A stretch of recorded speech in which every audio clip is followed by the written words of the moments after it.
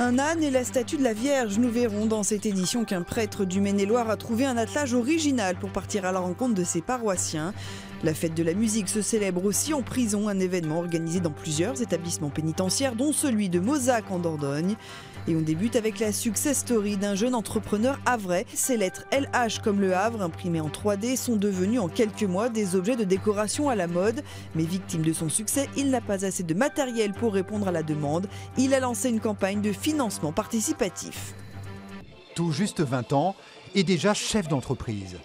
Dans cet atelier de coworking, sa marque de fabrique. Ces deux lettres, L et H, comme le Havre, qu'il produit et commercialise. Boris Lambix, victime de son succès. Aujourd'hui, on a trop de commandes par rapport aux machines qu'on a à notre disposition. Effectivement, on a des carnets de commandes qui sont pleins sur 2 mois. La machine tombe 24 heures sur 24 et elle tombe assez régulièrement en panne à cause de ces surcharges de production. La solution, le crowdfunding, autrement dit le financement participatif. En un mois, Boris et son associé espèrent récolter au moins 13 000 € qui leur permettront d'investir dans 2 imprimantes 3D. Des imprimantes nouvelle génération, comme celle-ci. En 6 mois, 800 de ces créations ont déjà été écoulées. Leur prix de 40 à 60 €. Des objets personnalisables, de la couleur à la taille, jusqu'au choix des monuments havrais. C'est une belle réalisation, ça parle de la ville, ça met en avant la ville et puis les gens se sont mis à aimer leur ville, le Havre. La jeune entreprise peut compter sur un VRP de luxe, en la personne d'Édouard Philippe, l'ancien maire du Havre. Sur la cheminée de son bureau de Matignon trône le LH. La fête de la musique se célèbre aussi dans les prisons. Avec quelques jours de retard sur la fête officielle, les détenus de Mozac ont pu assister à un concert électro. Garder des liens avec le monde culturel est l'un des leviers essentiels du travail de réinsertion. 29 juin à Mozac, une fête de la musique en décalé, organisée derrière les barbelés.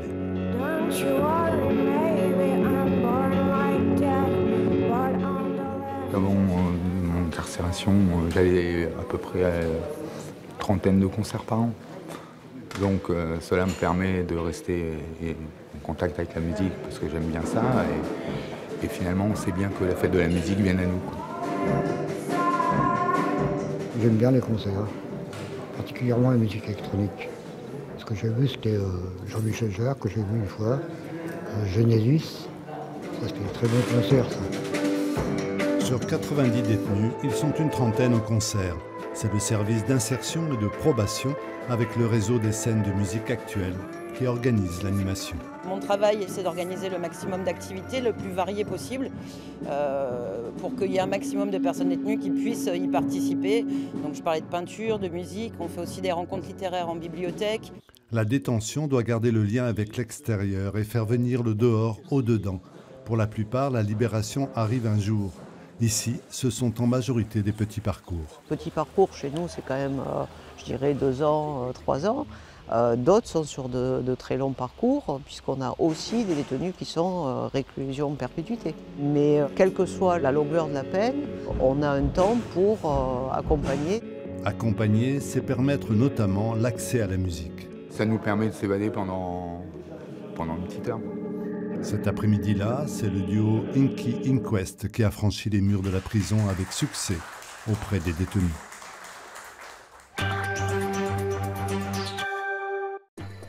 Partons maintenant à la rencontre d'un curé de campagne qui a une façon originale d'entrer en relation avec ses paroissiens. C'est accompagné de son âne et d'une statue de la Vierge qu'il parcourt les routes de Varennes-sur-Loire et qu'il crée du lien avec les habitants. Un âne surmonté d'une statue de la Vierge, c'est avec cet attelage que le père Bertrand sillonne les routes de sa paroisse à la rencontre des habitants des 7 villages pour lesquels il est curé depuis 5 ans. Pour montrer justement qu'on est accessible et que le curé, qui est le représentant de la paroisse entre autres, eh bien, il est accessible, il n'est pas dans une structure, il n'est pas dans de l'organisationnel, il n'est pas que consigné dans son église. Il est aussi là pour aller rencontrer les gens, en fait. À son passage, le père Bertrand est rejoint par des habitants qui décident de marcher avec lui pour la journée. C'est bien la première fois de ma vie que je vois un âne comme ça, qui est avec le prêtre, qui va comme ça de famille en famille. Je trouve que c'est très sympa. Allez ma belle, hop là! Allez, derrière la Sainte Vierge. Hop là. C'est bon? Tiens-toi la Sainte Vierge. Elle tient le choc, la Sainte Vierge. Tu tiens, hein? Petite halte dans une ferme, chez Jérôme, qui ne s'attendait pas à une telle visite. On l'a aperçu en passant dans le bourg de Varennes ce matin, mais on ne savait pas qu'il allait venir jusqu'ici. Ça permet qu'il passe voir les gens en campagne. Puis, avec son âne, ça, c'est pas courant. Et à la campagne, les contacts ne sont pas non plus si courants. Le père Bertrand souhaite servir aussi d'oreille attentive. J'ai dû rencontrer 75% de la population et prendre le temps de vivre avec les gens. Pour mieux servir les gens, il faut apprendre à les connaître. C'est aussi simple que ça. Le curé sait qu'il devra changer de paroisse bientôt, l'Église demandant cette mobilité tous les 6 ans. Au terme de son expérience ici, il aura accompagné certains des 12 500 habitants des environs au rythme des événements tragiques ou heureux de leur vie.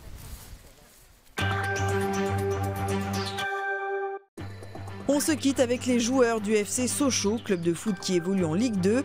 En attendant la reprise, certains d'entre eux ont été recrutés pour vendre les abonnements de la prochaine saison. Ils ont pu rencontrer les supporters et les équipes qui travaillent pour le club. Vous avez fait une bonne première partie de saison. Bon, la deuxième, il y a eu trop de blessés. Attention, ceci n'est pas une interview. Les jeunes, il faut qu'ils deviennent vieux. Hein. Voilà. Restez à Sochaux, hein. On a besoin de vous. Hein. Non, c'est juste un supporter qui profite d'avoir 3 joueurs devant lui pour refaire le match. Et il est bien content d'être là. Ah ben non, je savais pas. C'est du hasard. Je sortais du travail et... C'est cool ça. Bah oui, voilà. Ah, parce qu'ils font pas ça tous les jours. Les réputations dans le football, ça s'entretient. Alors quand on est un club familial et ouvrier, faire participer 6 joueurs pros pendant 1 heure à la campagne d'abonnement, c'est l'occasion de montrer que malgré le rachat par les Chinois de l'Edus et qu'en dépit des résultats moroses, l'esprit jaune et bleu demeure. C'est important d'être proche. Effectivement, il y a toujours eu cette ambiance-là au FC Sochaux. Et puis, c'est ce qu'on aime aussi. Hein, et on espère que ça va continuer comme ça. Moi, je t'ai abonné, moi. J'étais abonné jusqu'à 4 ans en arrière à l'OM. C'est un fou furieux de l'OM. Ouais. Du coup, vous comprenez ça, quoi. Ouais, je comprends un peu, mais j'étais pas derrière le bureau, c'est moi qui venais. Et... Par contre, j'ai pas eu la chance de voir les joueurs.